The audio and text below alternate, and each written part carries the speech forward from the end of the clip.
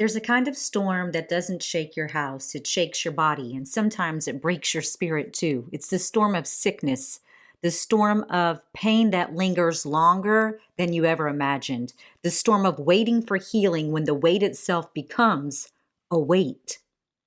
It's the storm that tests your faith in the most personal way because when the body is broken, you start wondering if maybe your hope is broken too. I'm Misty Green, and you're listening to the Misty Blue I Lead podcast, where strategy meets soul and faith finds its voice. This is part 4 of our 10-part series, Peace in the Storm, Faith in the Uncertainty. If you missed the first 3 episodes, I invite you to go back and listen. We've journeyed with Job and his suffering, Joseph through the storm of betrayal, and Hannah through the storm of waiting.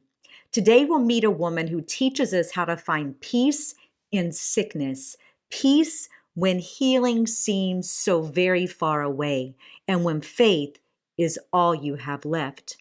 When the world has labeled you by your issue instead of your identity. Her story unfolds in Mark 5 and 25 through 34. Scripture doesn't even give her a name. She's known only by her pain. 12 years. 12 years of sickness, 12 years of shame, 12 years of silence. She wasn't just sick, she was labeled by her sickness that became her identity, not the woman of faith, not the woman of strength, but the woman with the issue.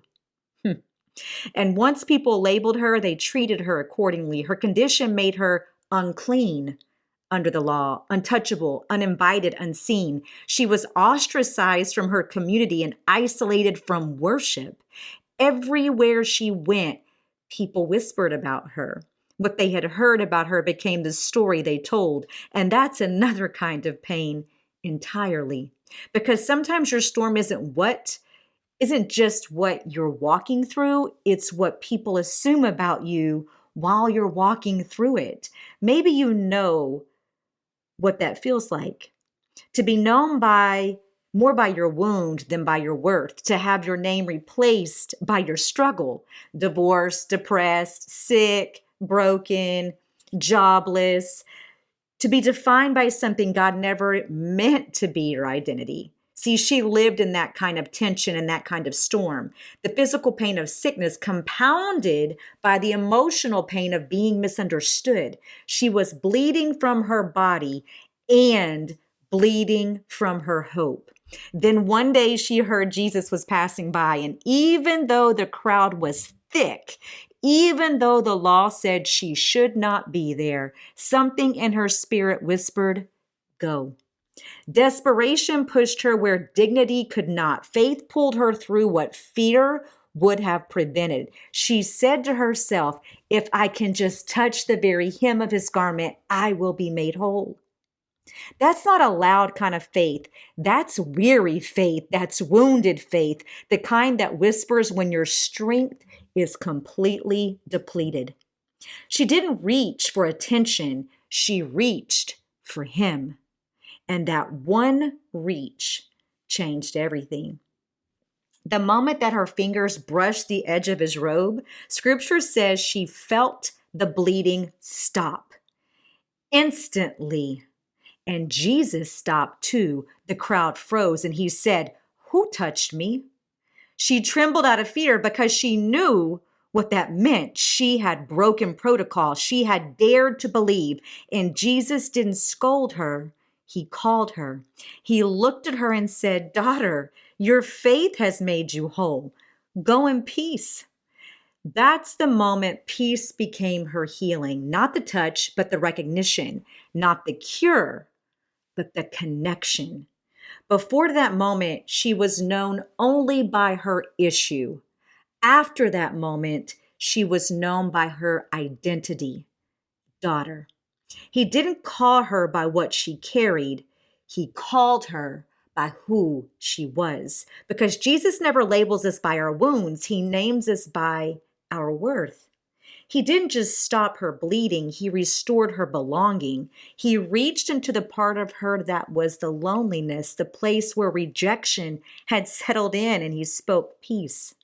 And that's what he does for us, because even when healing takes time, peace can still meet you right where you are. Peace doesn't erase the pain, but it does redefine it. It turns isolation into intimacy with Christ. It reminds you that you're never too far gone to be touched by his grace. Maybe your healing hasn't come yet. Maybe the diagnosis, it still stands.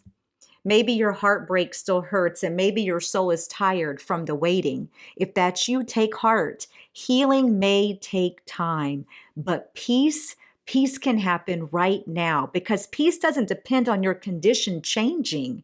It depends on your connection to Christ. The same power that healed her body is the same peace that can heal your heart. And even when you're still bleeding, still waiting, still hoping, you can find rest in knowing God is near. Be still and know that I am God. Sometimes the world will label you by your pain, but heaven always calls you by your purpose. The woman with the issue of blood reminds us that faith reaches where hands cannot, and peace is what fills the space your healing hasn't yet reached. So today, if you're carrying a diagnosis, if you're carrying a heartbreak, if you're carrying a reputation that feels heavy, remember, those things describe you, but they do not define you. Peace is still yours, because peace doesn't wait for the bleeding to stop. It starts the very moment that you reach for him. Peace isn't what happens when the storm ends. It's what holds you steady while the rain still falls. It's the quiet assurance that even when your body is weak, your faith can still be strong. The woman with the issue of blood reminds us that peace isn't found in perfect health. It's found in perfect trust, because faith that reaches for Jesus will never return empty. So whatever you're facing, the sickness, the stigma, the silence, anchor yourself in him.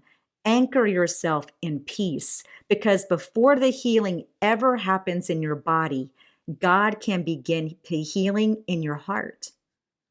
I'm Misty Green, and this has been Peace in Sickness, the woman with the issue of blood, part of the Peace in the Storm, Faith in the Uncertainty series. Pull up a chair and join me next time as we continue this journey through Scripture and the storms of life, learning that peace is not the end of the storm. It's the evidence that God's been with you through every single wave. Listen and subscribe on Apple Podcast, Spotify, or YouTube. Just search I Lead Misty Blue.